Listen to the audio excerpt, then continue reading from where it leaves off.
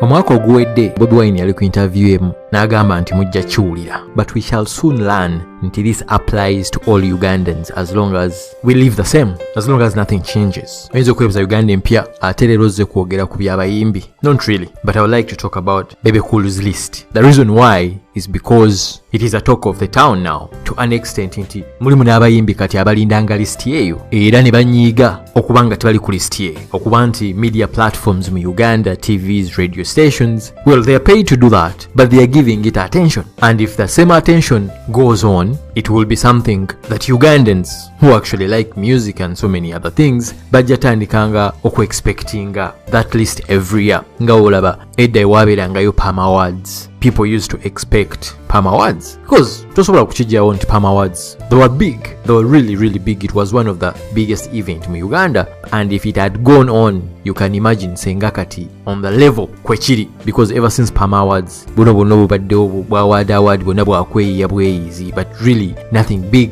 ng'ekya Palm Award. Ekyo kikulaga, that is one reason ekyo kikulaga nti industry eyo teyina gyeraga tegenda maaso. You go and look at other countries, bonna balina events ezo, and most of those events zibaddewo for the last 10 years nga zo zikyaliwo. In other countries like South Africa, Nigeria, actually they are getting even bigger and bigger. Palm Awards level kuzaali zituuse senga even abayimbi okuva South Africa, Nigeria somehow beegomba okuba nti babeeramu when it comes to international categories nga baba nga bazincluding them. So okuva ku olwo tewali bino baddawo bonna just muzannyo. You look at the entertainment industry n'ogamba industry eno eragawa wekuba kati nga BEBE Cool's list is becoming, people talk about, people debate about it, people talk about it in the radios, TVs, they write about it. If you follow music mu Uganda, list ya BEBE Cool mwabaddemu, I think number one artists we yabadde Grenade, you can imagine, and then Mudra, and then Azawi ayina ensonga ze yawadde, then John Black, Eddie Kenzo, Jose Chameleon, Spice Diana, Karen Antongo, Rickman, Shiba Kalungi, nabalala. You're going to understand why I'm talking about this. So BEBE Cool yamaze n'agamba ku list ye, n'agamba nti abayimbi abasinze abatopinze list ye agenda kubawa studio time baproducingire mu studio ye eya Gagamel Records ennyimba 3, naye omuyimbi ayina okubanga ayina producer we ate ayina okubookinga studio 2 weeks prior. Of course yabadde ayina okugamba nti oyina okujja ne producer wo, because mumpe hit zonna ezakakolebwa mu Gagamel Records muzimpe almost you'll find none. So most producers mu Uganda abasinga bayina bu studio bwabwe, era nga they would be even more comfortable okukolera ennyimba zonna, okukolera ennyimba mu studio zaabwe rather than okugenda ewa BEBE Cool. Yamaze n'agamba nti ajja nakubawa 3 video camera opportunities okubanga babakolera video but still balina okusasulayo $150 to facilitate the handle and security.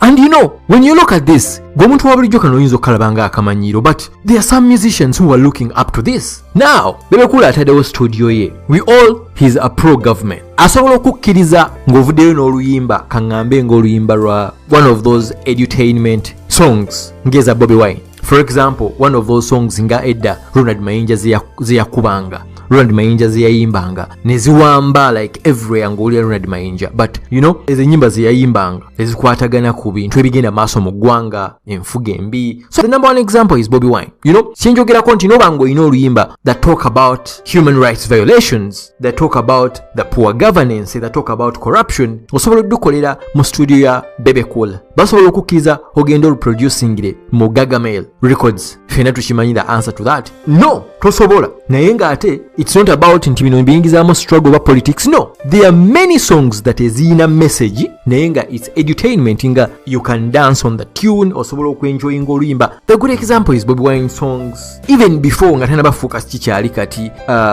Ronald Mayinja songs, you know, ng'oluyimba lulimu meaning naye nga lwogera ku bigenda maaso at the same time nga it's entertainment. Definitely BEBE Cool abakutereddewo studio awo ng'osanyusa owangudde studio time ya BEBE Cool tajja kwagala oyogere ku ezo nnyimba, ajja kwagala ogenda oyimbe babandana, you know, those 100% entertainment songs just kuzina buzinyi naye nga there is no meaning in it. What are they trying to do? BEBE Cool is a pro-government guy and they are going to use him, or they are using him to completely get control of the entertainment. When it comes to things like comedy, they have control over that. BEBE COOL is not coming for all arts. You know, all arts mwemuli music and drama, mwemuli bichi. Name BEBE COOL specifically coming for the music industry. They are using him to get control of the music industry. He's been one of the biggest artists abadde atambulira ku Museveni, and people would go actually to watch. People would go to Museveni's campaigns just to watch these artists perform. They don't go to see Museveni, but they go to see BEBE COOL because he's always been part of the big three. Tosobola kukimujjako ekyo. But he's a legend, yes. Niyo kyasobola okugamba nti bring the top artists mu Uganda right now nga tujjemu ekyokubeera nti oli legend. N'omuleeta? Of course not. I'll give you an example. For example, in the United States, uleta abantu nga Asha, uleta abantu nga ba Genuine, uleta abantu nga ba Cisco, uleta abantu nga ba R. Kelly, uleta abantu nga ba Jay-Z, uleta abantu, you know, those top artists, ba Eminem, ba 50, ba Nas. Those are legends. Tebasobola kuvaawo in the music industry mu US. Naye bakugamba right now ntuleta abaana batopinga charts. The top musicians kati abaliwo. They'll bring you Drake, bajja kuleetera Kendrick Lamar. Abaliwo kati. This is the example kyenjagala okulaga. Naye nga their respect remains. Obanga you no longer a top artist. Ate nga BEBE COOL fena tumanyi nti ennyimba ze zonna ennungi ezisinga babadde bawandiika mpandiike. BEBE COOL teyeewandiikira nnyimba. So obanga tokyayina those hits. Naye nga ate omanyi nti you're driving a car of over 700 million shillings. Naye nga bakuwa emmotoka eyo because of the influence ofuniddemu nnyo, like ofunyeemu because of the influence that you have in the government. But you have to stay relevant, and the government also eyagala capturing this music industry sigale ngeri mikono gyabwe. What do? Sponsor someone ajja akola ebintu BEBE COOL byali kukola essaawa zino. Ubanga tukitegeera ekyo nze nkikugambye. List ye etandise okubeera important. People are giving it importance. They are talking about it on TV. They are talking about it on radio. We are talking about it. It's all over social media. Everyone discussing it. You giving it attention. Now Avudeo Nagama, actually he came some time back. Nagama, he will be building apartments. It took him years and years to build the house where he stays. We all know that. When you bring those top musicians, okay, where are their investments? Almost yasinga yokubanga ina investments entono. Naye avaayo ate nagamba natuuka n'eyo category nti ajja kuzimbira abantu abanatopinganga his category abazimbirenga apartments. You know, unless someone is supporting him, but it will work. You know why it's going to work? Because okimanyi nti you want to be on BEBE COOL's list, you want to go in BEBE COOL's studio, you want to get that house that is talking about the apartment. Kuba biyimba kuba omuntu gwe yarakinze number 1 ayamuwangulidde omwaka is Grenade Babandana. I'm not dissing Grenade, but I'm talking about the songs that you have to sing. But see, music is always not all about love. Music is not all about kutuzine. You know, sometimes there is kuzina, but when you're dancing at edutainment. So, nze ngane nyimba kweno message things that are happening in Uganda about corruption, about this. BEBE COOL list sijja kola kisijja kubeerako. So bana kuwangula genda mu studio ye. He's already scaring people. Okuva ku miramwa ejina okuyimbibwako. Ate nga fena tumanyi nti the music plays a big role in any revolution munsi yonna. You go to South Africa, you look at people like Lucky Dube, you look at so many chaka, you know, the songs that they sang. So every kind of change in a country needs art. So fituyinza okuba kino tukiraba ne audio yinza okuba tutolaba makulu gaayo, but I'm trying to say is that they will do everything to get control of the music industry. They have the media right now. You look at 2022, you look at all the channels that have been trending, they have the media. They have bought most of the stations, they have intimidated them. You look at the born again churches. To an extent, kati balinawo n'ekibiina. They have to monitor what you say in the church. Almost same information yegenda mu churches z'aba born again all over the country. Recently, they even pushed some nga baagala balabe bakuŋŋaanye bafune group ku ba pastors abali e UK, because apparently e UK watandise okubeerayo ba kanisa z'abalokole, and Museveni wants a bit of those churches also. They want to control them because of the power eya diaspora. So kyengeza okulaga nti they are getting control on certain platforms zebamanyi nti they are very very crucial nga basobola okwogera ku biki ebigenda maaso amazima ate nga tebagala mazima ago. Oyinza olowooza nti Uganda empya, we all know you are guy of change, owagira nkyukakyuka, you like the struggle, that's why yogera ku bino. Sinema kuvuma ku BEBE COOL, naye njagala tuddeyo emabega otegeere nti bino byonna they are just using him to get hold of the music industry. No, mbadde nkugambye ku bya born again churches. Recently graduating 1000 priests okuva mu Anglican Church mbu babasomesa patriotism nenga abasomesa ba priests bamaje okuva mu office ya president babasomesa enjiri ya NRM gye balina okubulira mu church bonga bagamba nti basoma patriotism. For the first time 1,000 priests from the Anglican Church like 2 weeks back bagenda ne batraininga ninga abatraininga bamaje mbo batraininga patriotism, but of course that is NRM patriotism. Awalala, you look at the comedy right now. Theater njogeranga nnyo ku theater yo yavaawo completely. Theater bagikuba bwogenda kubazadde baffe baganda baffe abakulu naffe abamu abaali ko abato those days naye nga twagenda ntulaba ku mizannyo egyo egyabeerangayo edutainment ng'ogenda nolaba omuzannyo nga gwogedde ku siriimu gwogedde ne ku bintu ebirala bigenda maaso. Eyo theater bagikuba neggwawo. Kati ekiriwo ye stand up comedy. Ani asinga okuba ne platform ya stand up comedy esinga obunene mu Uganda? Ffenna tukimanyi Comedy Store. Ffenna tumanyi nti Comedy Store otandika okwogera ku issues, real issues ezigenda maaso mu ggwanga nga muhanja akusalako. Kasi otandika okwogera ku bintu ng'obireetamu okuzuukusa abantu kyekigenda maaso ne oba okireeteramu comedy nga muhanja akusalako, era ng'eyo Comedy Store ng'ogisiibula toddayo. It's the biggest stand up comedy platform mu Uganda. They have control of it. They have control of all comedians mu Uganda. They have control. Tasobola kuvaayo omuntu najja n'ayogera. Music industry, they want to do everything possible balabenga they will never come any person alinga Kyagulanyi. Tewalivaayo muntu alinga Kyagulanyi. They are fighting that. This is the nonsense that you're seeing. Bebe Cool byali kuvaayo nabyo and it's working out. Nga wenkugambye his list is becoming something. People giving it importance because radios baziina zeziwagira list yeyo, zezogera ku list yeyo, zezisomooza ba artists ku list yeyo to an extent nti artist akola oluyimba naye nga ayagala kubeera ku list yani ku list ya Bebe Cool. Naye njagala nkujjukize nti emyaka 10 oba 15 emabega omuyimbi ayasinga okulwanirira copyright yali Bebe Cool. Ngenda kukiddamu emyaka 15 years ago Bebe Cool yalwaniriranga copyright and by those days yali tanaba kufuna attachment kati zaayina z'abantu abali mu government attachment nga asobola n'okwogera ne president yennyini amutuukirana asobola okugera mu State House n'alaba Museveni yali talina maanyi ago. So wandigambye nti he failed then because he did not have the proper channels okulaba nga copyright zigenda maaso, okulaba nga copyright law zibaawo mu Uganda, because everything at the end of the day Museveni decides kyekibaawo n'ekitabaawo. But copyright means money for the musicians. Copyright kitegeeza sente nti these people are going to be getting money, they are going to become rich, and he fears to take control of people of rich people because you cannot take control of rich people.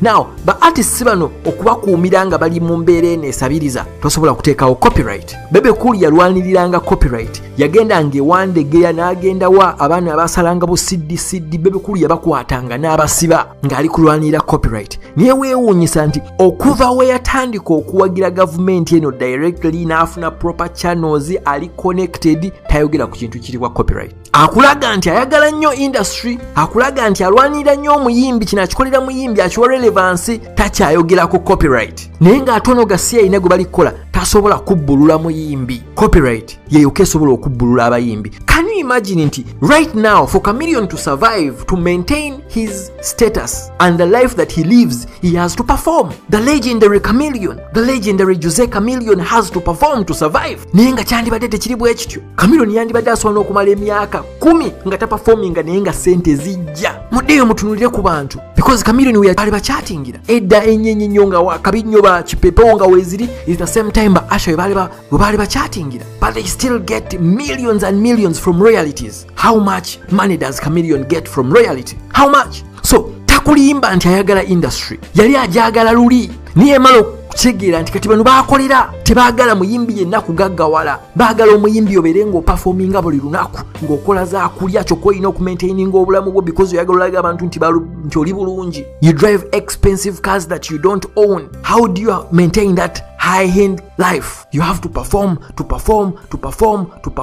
an extent that some of them even perform on drugs, on liquor. Awo babaagala kuba bakimanyi nti copyright wezijja NBS somehow will have to pay you to play your music. NTV will somehow pay you to play your music and they have to. Abayimbi ebyo kyebeerabira bagenda bagamba no TV zino tezijja kutusasula. Trust me, they have to because they have to, because abantu bangi abawuliriza radio zaabwe, abantu bangi abalaba TV zaabwe naye nga baagala mmwe nga barequestinga mmwe nga bajja genda ku TV stations endala ezikola ki eziplaying ennyimba zammwe, baplaying ennyimba zammwe ku TV, baplaying ennyimba zammwe ku radio, in between mu intervals ne balangiramu bo ne bafuna sente. You getting nothing. Bebe Cool yalwanira copyright naye kati ate yandigituukiriza kati kuba kati alina proper connections. Abantu abasobola oyisaamu ekintu ekyo naye tebasobola kiyisaamu kubanga bakimanyi we bakiyisizaamu bwe batuwe muwedde oba bawedde mugenda kufuna sente, mugenda kuba bazibu ba controllinga, mugenda tandika okuyimba ennyimba ze mwagala abantu bawulire ennyimba ezirimu amakulu nga si za kuzina zokka because sente mukozeeko tebasobola kibakkiriza ekyo. Ne Bebe Cool avayo n'abalimba ayagala industry alesere bino bilisiti naye nga kati naye omulamu yakola ki yaguvaako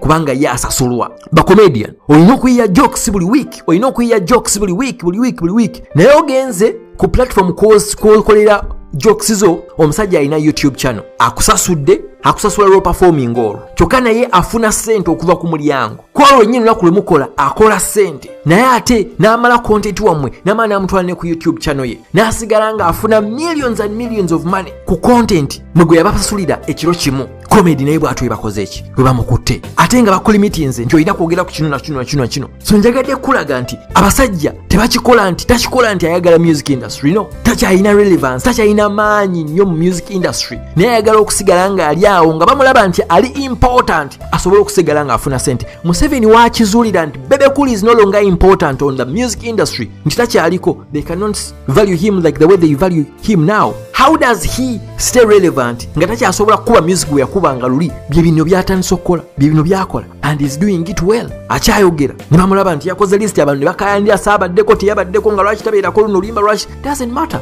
Yakugambye ye gurunedi yamusingidde naye nga gurunedi yasinze bino n'abikola controversially so that asigala ye nga ali mawulire ye nga asigala afuna naye nga atayina ne control kubanga kati okitegero yagenda mu studio yo oyagala kolere video. There are some things that you cannot sing about.